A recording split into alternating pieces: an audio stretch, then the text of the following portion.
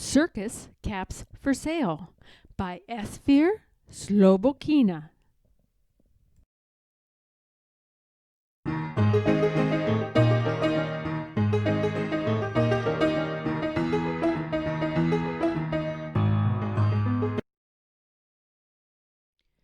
Circus Caps for Sale by Esfir Slobokina.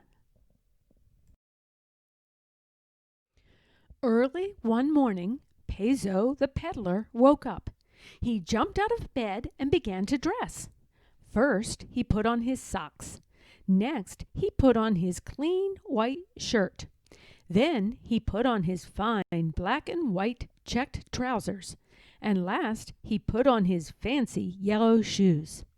Then the peddler put on his jacket and his lucky cap, picked up his wares, and was ready to go to work. The peddler walked fast as he could without upsetting his caps. For, you see, the peddler sold caps.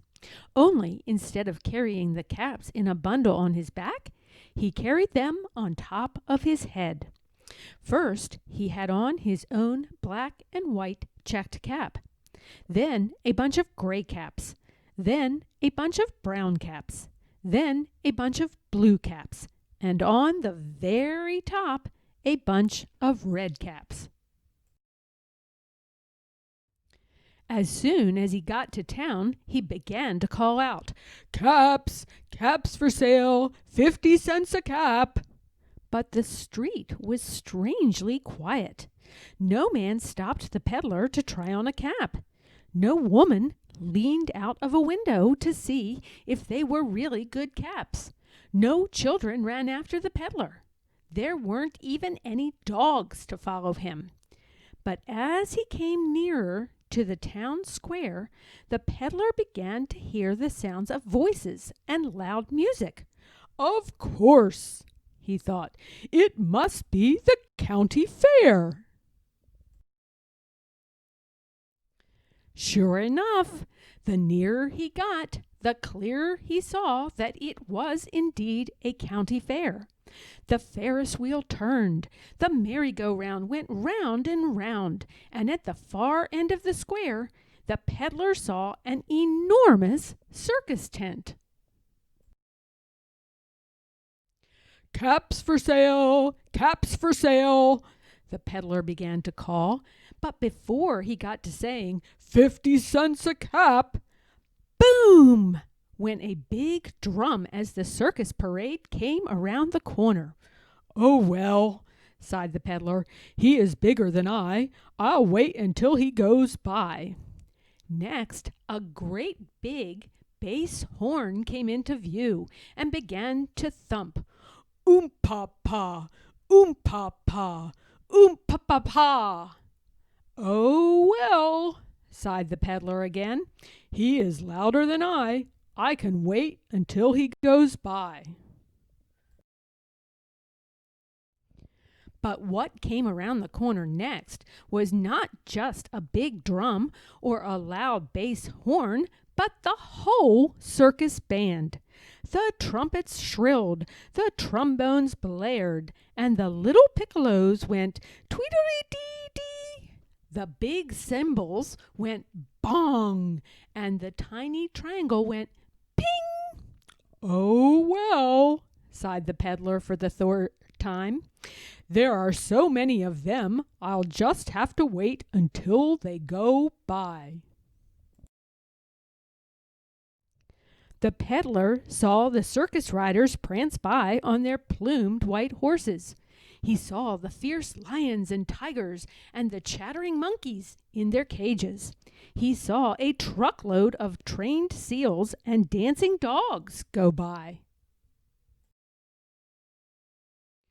4 striped zebras, 3 long-necked giraffes, 2 double-humped camels, and 1 huge elephant.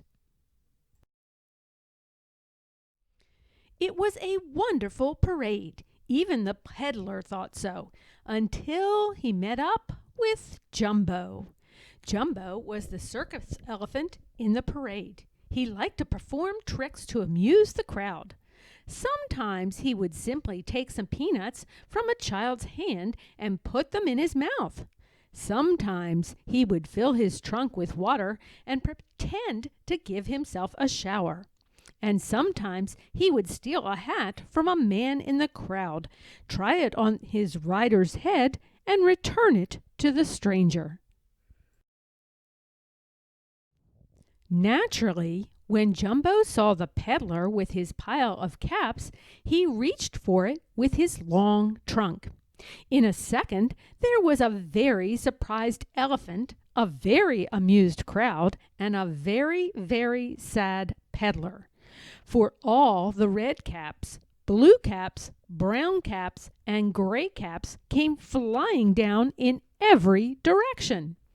When the tumblers, the jugglers, and the clowns saw all the caps falling, they thought it was a new trick the big boss added to the parade. So they each caught a cap and went on with their acts. The clowns clowned in brown caps. The tumblers tumbled in gray caps. And the jugglers did their juggling with the red and blue caps. The crowd roared with laughter. Everybody was delighted, except the peddler.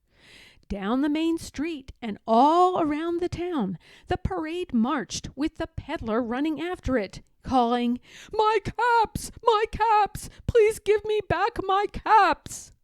But nobody paid any attention to him. Nobody even heard his voice. At last, the peddler gave up. He sat down on a bench under a big tree and watched the parade disappear around the corner. When the parade was over, the circus people gathered in the big top to congratulate the big boss on his clever new trick. Thank you, my friends," said the big boss, "but I had nothing to do with it." "Then who did?"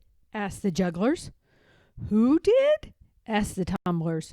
"Who did?" asked the clown. "Jumbo did," said Joe, the elephant rider, and he told the circus people about the little peddler. Joe also tried to show how the peddler carried all his caps, but when he got to the first brown cap, all the caps fell down. Then one of the clowns tried to put on the caps, but when he got to the first blue cap, all the caps fell down. Everybody tried. Even one of the jugglers tried, but when he got to the last red cap, all the caps fell down. "Aha!" said the big boss. "Perhaps it is not such an easy trick after all. And if it is not such an easy trick to do, my friends, does it not belong in the circus?" "Yes, yes!" shouted all the circus people. So the big boss sent 2 tall men to find the little peddler. The little peddler was not at all hard to find, for he was still sitting on the bench under the tree, thinking his sad thoughts. "Come quickly," said the 2 tall men. "The big boss himself wants to talk to you." So the peddler went. "Hello there," said the big boss to the peddler. "They tell me you can carry all these caps on your head without ever dropping a single one. Neat trick, I say, if you can do it." "Yes, sir, I can," said the peddler. He knelt in front of the caps. First, he put the bunch of brown caps on top of the bunch of gray caps. Then he put the bunch of blue caps on top of the bunch of brown caps. Then, on the very top, he put the bunch of red caps. Very carefully, he picked up the whole pile and put it on top of his own black and white checked cap. Then slowly, very slowly, He got up from his knees and began to walk around, calling out, "Caps for sale! Caps for sale! 50 cents a cap!" "Bravo! Bravo!" shouted the big boss. "Bravo! Bravo! Bravo!" shouted the rest of the circus people. "How would you like to do your act in the circus ring?" asked the big boss. I don't know," stammered Pezzo. "I'm only a peddler who sells caps, but if you really want me to—" "Of course we do," said the big boss. "There's nobody else like you." That evening, when the circus lights went on, the show was really grand. There were horse riders and elephant drivers. There were trained lions and tamed tigers. There were dancing dogs and talking seals. There were tightrope walkers and jugglers. And tumblers and clowns. And of course, there was the peddler. Everyone did their acts very well. But most of all, people liked the peddler. They clapped and whistled when they saw how he carried, on top of his own black and white checked cap, the gray caps, the brown caps, the blue caps, and on the very top, the red caps, without dropping a single one. The peddler was delighted. He walked around the ring, feeling very straight and tall, and calling, "Caps for sale! Caps for sale! 50 cents a cap!" After the show, Pezzo the peddler sold all his gray, brown, blue, and red caps. Someone even wanted to buy his own black and white checked cap. But the peddler wouldn't part with it. It was his lucky cap, he said, and besides, it matched his own black and white checked trousers.